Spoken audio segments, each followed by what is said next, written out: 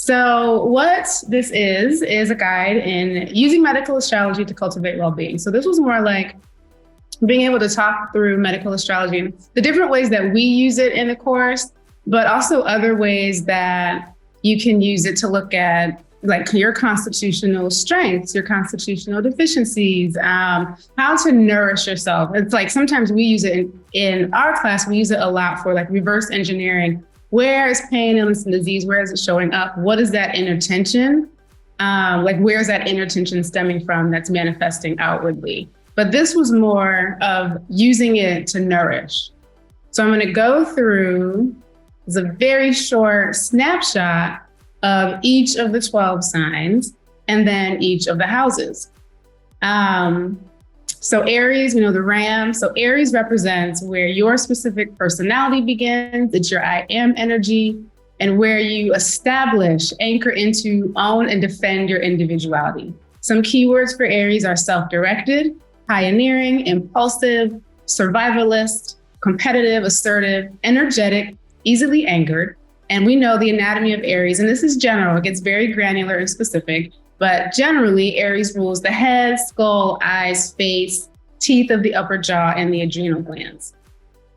Taurus is the bull. Taurus rules stability and security. It's where we slow down to enjoy being in a body, like discovering how this environment, like being on this planet, being in this body supports us, both in our resources for security, like what can we trade? What can we barter? What can we gather? And in comfort, like we're here to experience pleasure.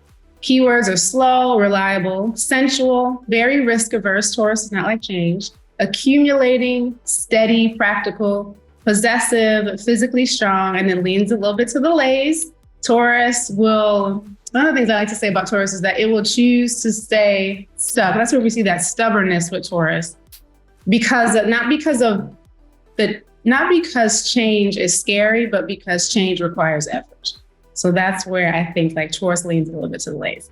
The anatomy ruled by Taurus includes the throat, vocal cords, thyroid gland, nape of the neck, medulla oblongata, middle ears. Gemini, the twins.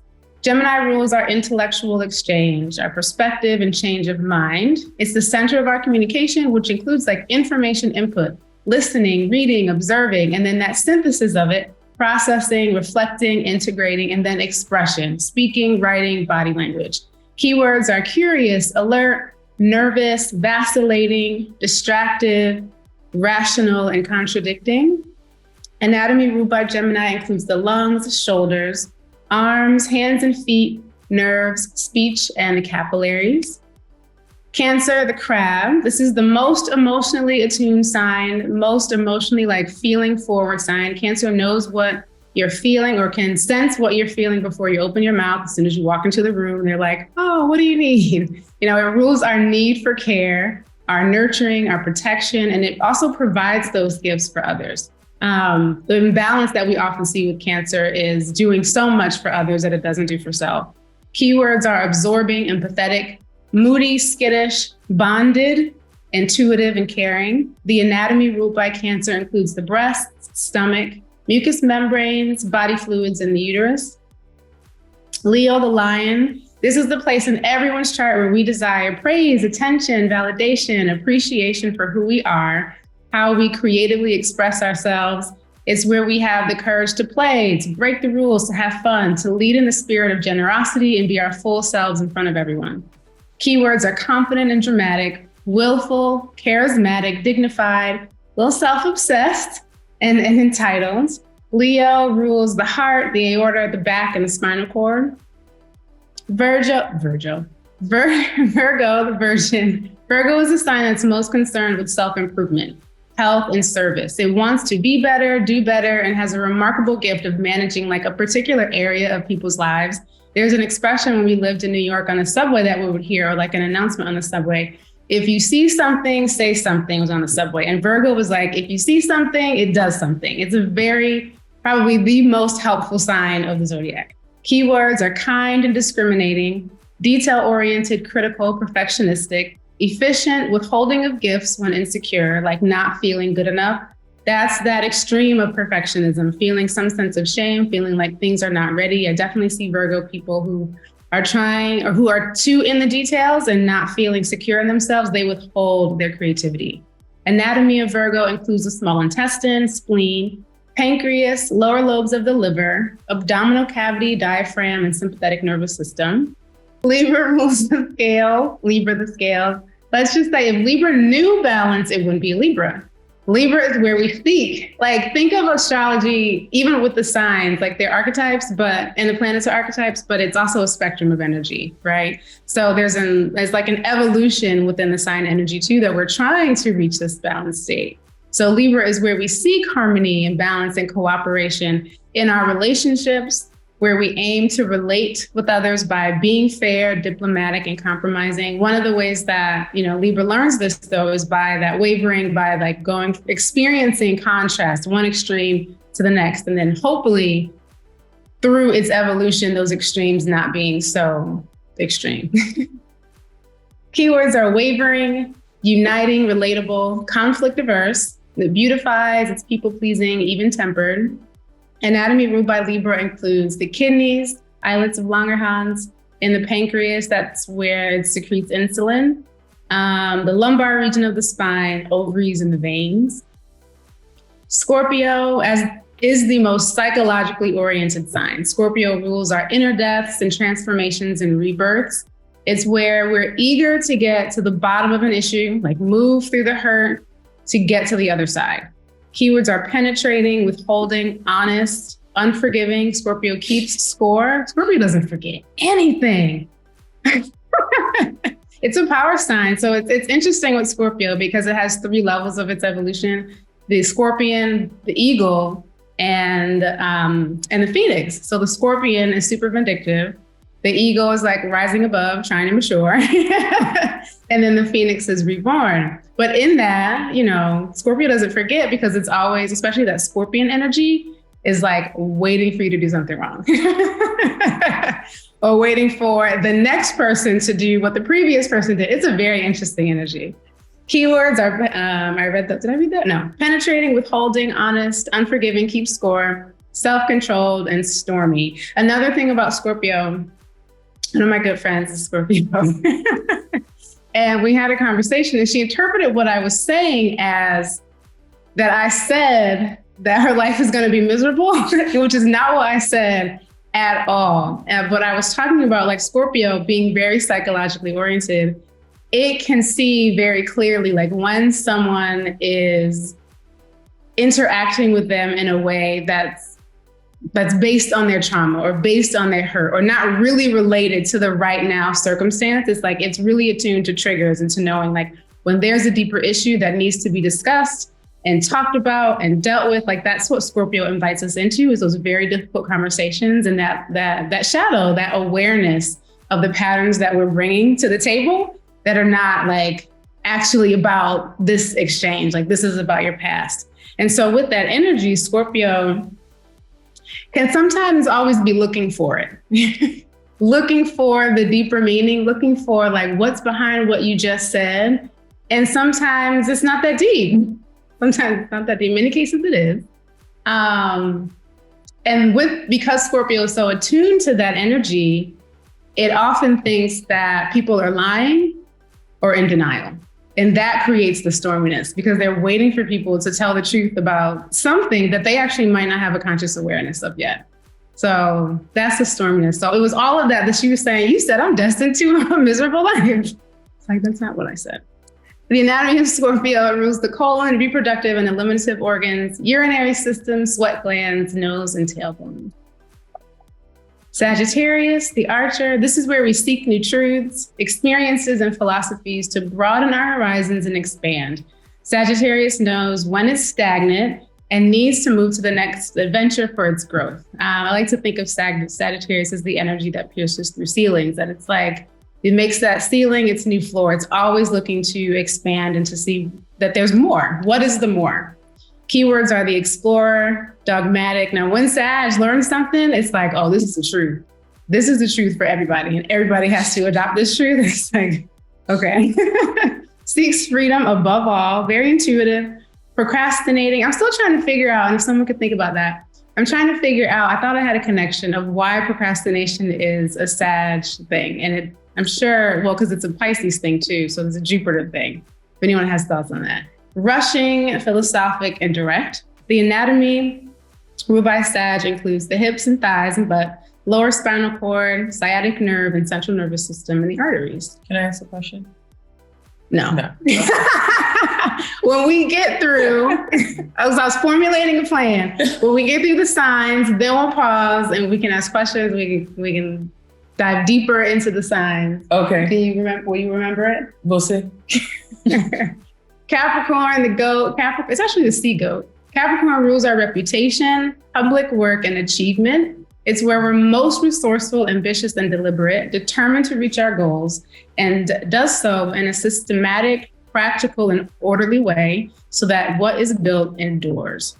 Capricorn does not like to waste its time.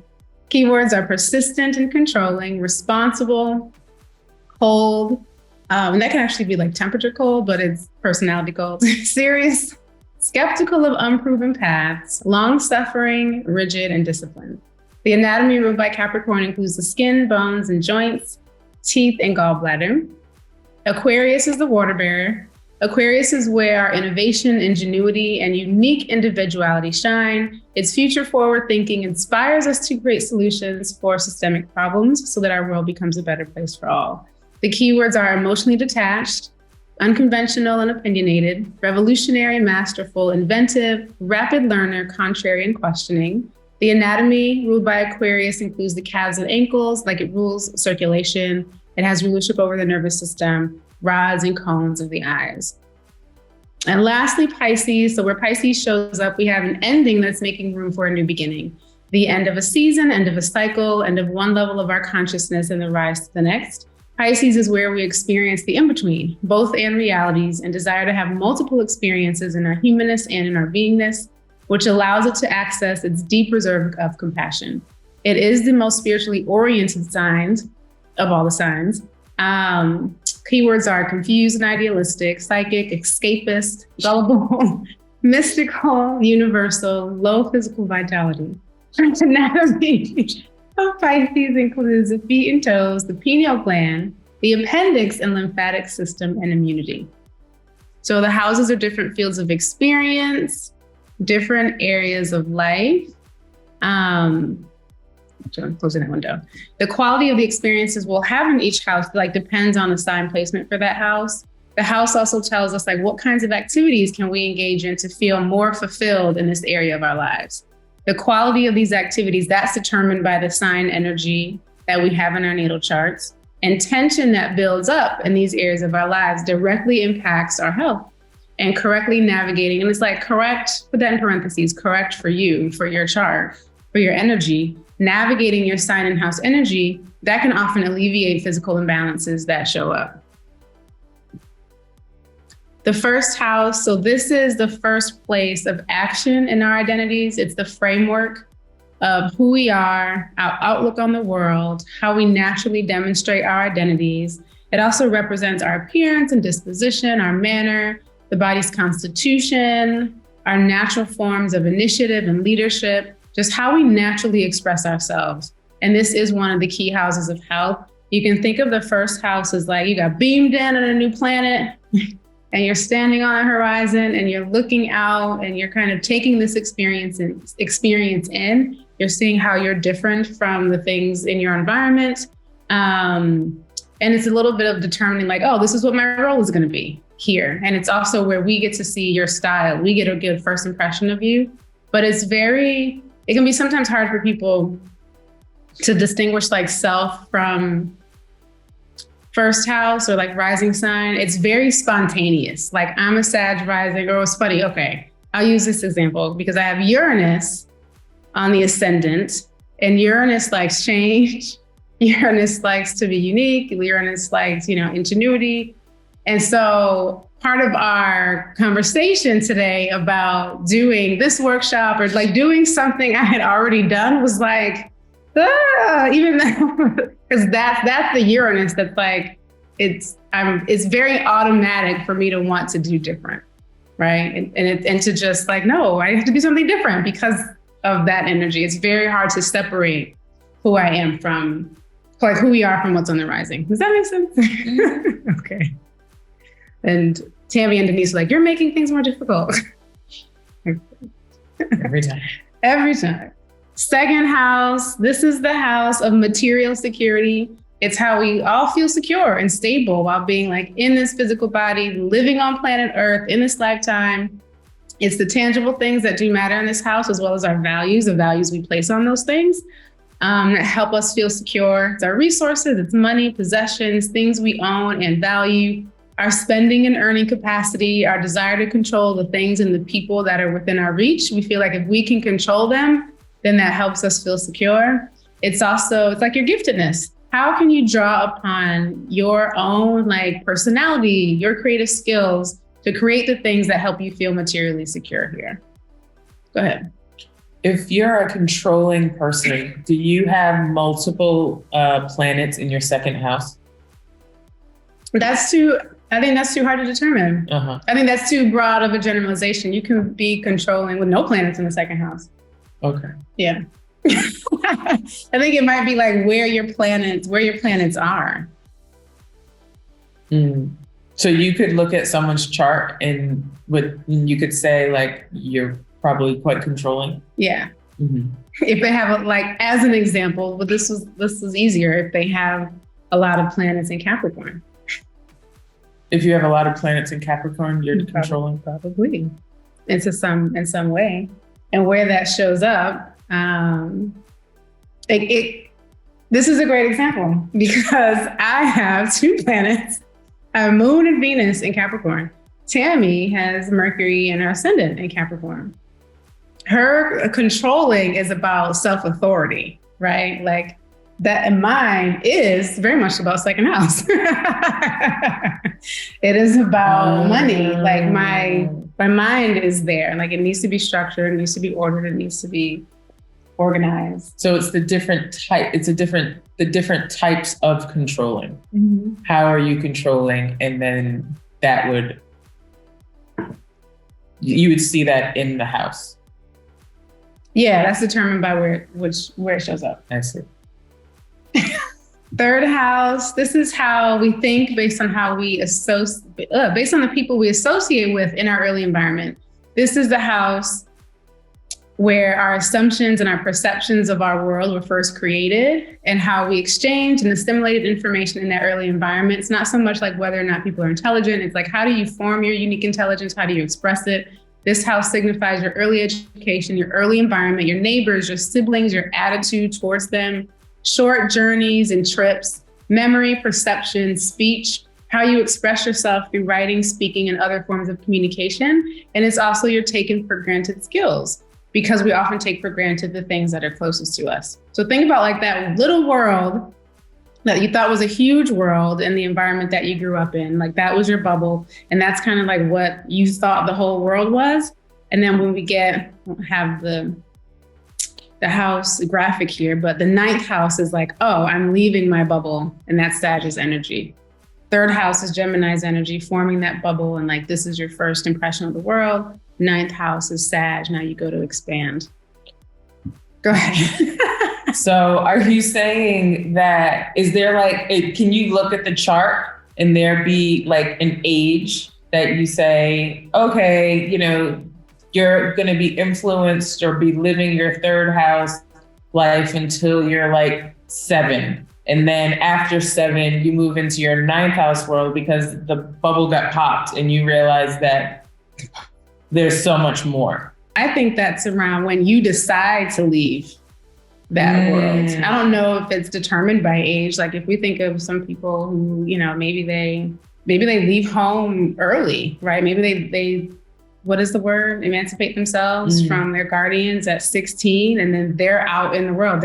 They've left their bubble, right? Oh, I see. And then you have people that it could be like 60 years old and they're still right. Still living in that bubble. Still living in the bubble. People who never leave their blocks, in the Bronx, never leave Staten Island. Fourth house, this rules all home and domestic affairs, both like the childhood homes you grow up in, the types of home environment you are likely to create as an adult. It's your family, your upbringing, your need for peace and privacy. It also rules real estate and ancestry, lineage, and the subconscious programming that we learn from our family. And like, how do we feel about what we experience with our families in that home environment? And like, what action do we take to perpetuate or release ourselves from those records, from that programming? Is your hand up? It is. I have a question. So can you look at someone's chart and based on the fourth house placement, can you deduce what type of home they grew up in? Yeah, to a degree. Yeah, it's always good to ask, just have people tell you. So. Right. Yeah. So that leads me to my next question. You can make the assumptions about it. Okay, so if you can make assumptions about it, so if you look at a kid's chart and look at their fourth house placement, can you see what kind of environment this kid is going to grow up in? Yeah, it's the perception of their environment. Just like the third house is like the perception of their siblings. Twins who were born with the same parents, and by the same parents, I mean the same version of parents versus siblings who are 12 years apart, right? So you have twins and their perception of their family, of their environment could be very different, even though they were in the same house at the same time. So like me and my sister. Yeah, you want twins. I was thinking about Auntie Sherry and Auntie Wendy. Oh, okay. I see what you're saying. But yes, you grew up with the same version of your parents. Like my sister and I didn't. We're 5 years apart. We did not grow up with, well, I don't know. We didn't grow up with the same version of our parents, even in 5 years. Right. But Erin and I did grow up with the same version. We're 2 years apart. We grew up with the same version of our parents. And so you could look at each of our charts and would you be able to see the different perceptions? Because we have completely different perceptions of our parents and our childhoods. Yeah, you can see that. It gets, you can see it. Even like Niles. So Niles has, depending on which house system you use. If we do, there's Pisces in the first house, then he has Gemini in the fourth house. And at first, like when he was first born, I was like, I wonder what that's gonna feel like. And now in the dynamic, I actually totally see it in our house. So Gemini is a lot of stimulation, a lot of curiosity, lots of information, and he sees it. Like he will respond to us that he is overwhelmed because we are putting too much at him. We change routine. We do all these things that kind of like, in his mind, he kind of does that. But it's just like, he's very highly stimulated. Okay, because he says, I'm confused. Yes. He's like, wait, I don't understand. I'm confused. It's because we've added some new piece of information that he now has to process. So it's like, we are giving him that Gemini, like, what am I supposed to do? Okay. And all the exposure though, we give him a lot of exposure to new things because we have lots of curiosity that we explore, we make him explore. But it'll be interesting to see how he describes it when he's older. And does that change over time, or that's just the perception? Like, is there somewhere else that like you would look at a kid's chart and say, in your fourth house, your perception of your family was this, but then as you progressed in years, your perception will change? Or is that just kind of it? Yeah, I don't know if your perception will change, but I think with the fourth house, as you get older, you decide based on your perception what you are going to change in your home environment. What are you going to create for yourself? Because you liked it or you didn't. I see. Okay. Or if we're not in that level of consciousness individually, we don't know, and we just kind of end up subconsciously recreating it, creating the very same environments we see. Okay. Fifth house. This is our house of creativity. This is Leo's house. So another way of thinking about this house is, what do you do to leave your mark on the world? It's your I was here, here's proof of my existence. It's your self-expression, things that bear your name, your personal stamp. For some, that's children. For others, you know me, I love Ava DuVernay, that's her films. It represents love affairs, play, recreation, theater, drama, amusement. And in some ways, there's this underlying quality about our self-worth with the fifth house, because we tend to associate worth with what we can do, make, create. It's also the house of hidden karma, because what you put out will likely return to you through that which you create. I do have a question.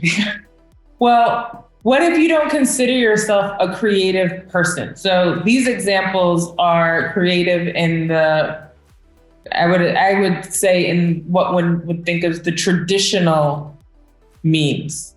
But everyone has creativity. So it's like, how do you express yours? Capricorn rising, what's in the fifth? But like, because it's Capricorn rising, so that's the other thing about the first house, the rising sign, it's a very serious sign. So everything with the rising, that's where it goes back to like being spontaneous and being like, it's almost like skin, that this is the way you move through the world. So everything has this, you can think of it maybe like contact lenses.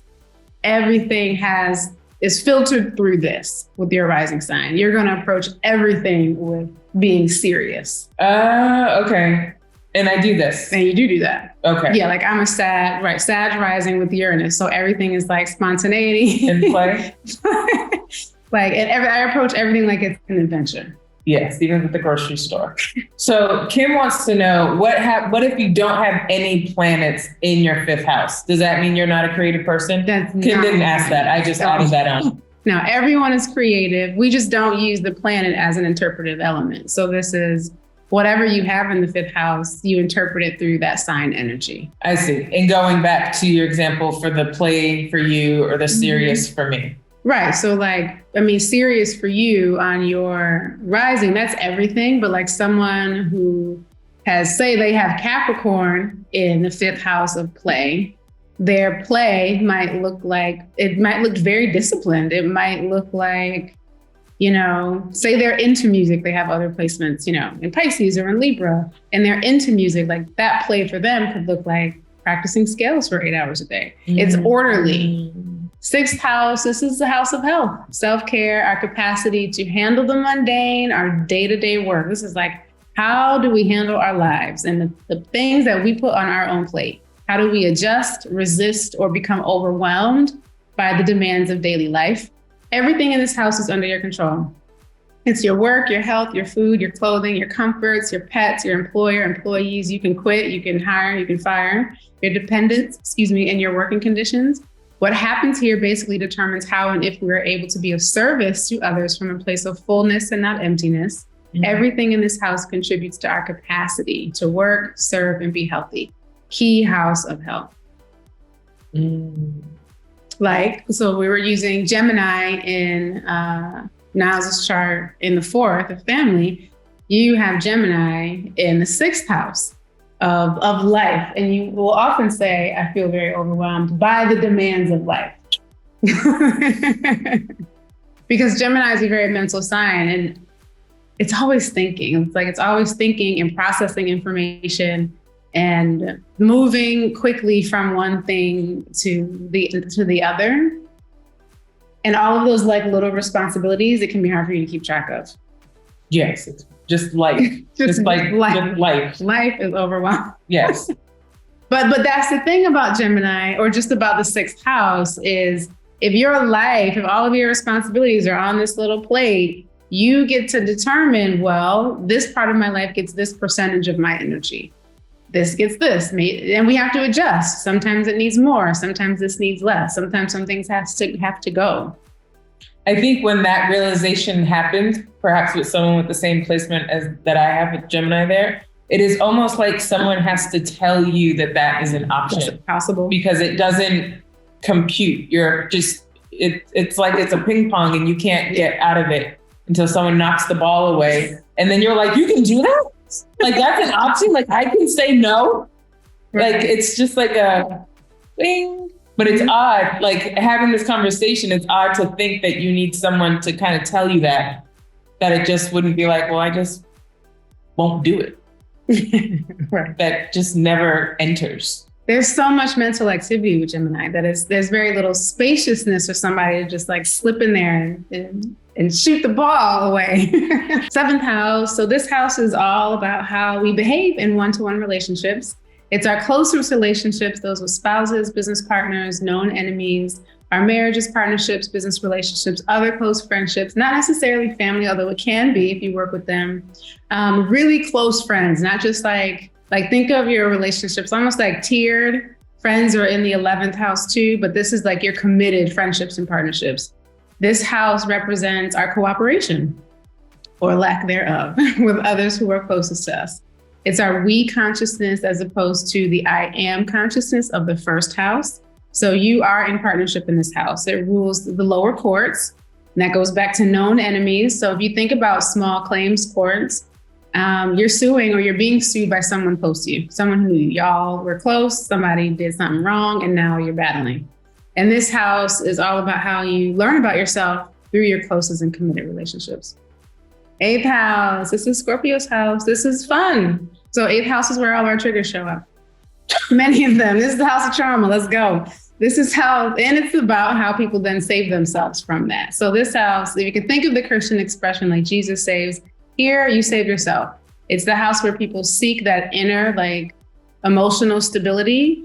It can be through spiritual means, magical means, material means, relational means. Some are house of merging too. Some people turn to religion, some turn to sex, some turn to the occult, some turn to other people, some turn to like joint finances, loans, inheritances. Kind of depends on what you think you need to save yourself from. And basically, what do you do and where do you turn when you feel emotionally and spiritually insecure, like likely after trauma has arisen. It's also the house of our deeply felt personal experiences, our initiations, our rebirths, our traumas, our inner deaths, because when you realize that the means you've been turning to feel that sense of security, they're not serving you or working for you. Now you kind of have to die to that old self and hopefully choose to be reborn without too much resistance.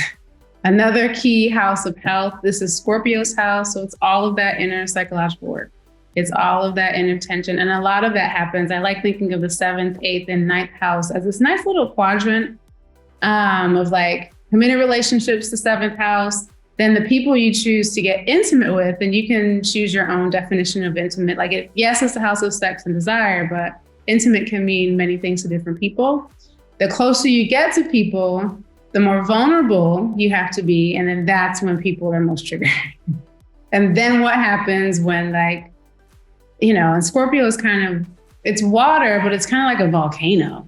Like it can be eruptive. So it's like, what happens when that volcano erupts? Because people are tap dancing or really like seeing you so much that you feel exposed and wounded or realize that you have been wounded. House. So if we're in that quadrant, 7th, 8th, 9th, 7th, committed relationships, 8th, vulnerability, triggers, and trauma.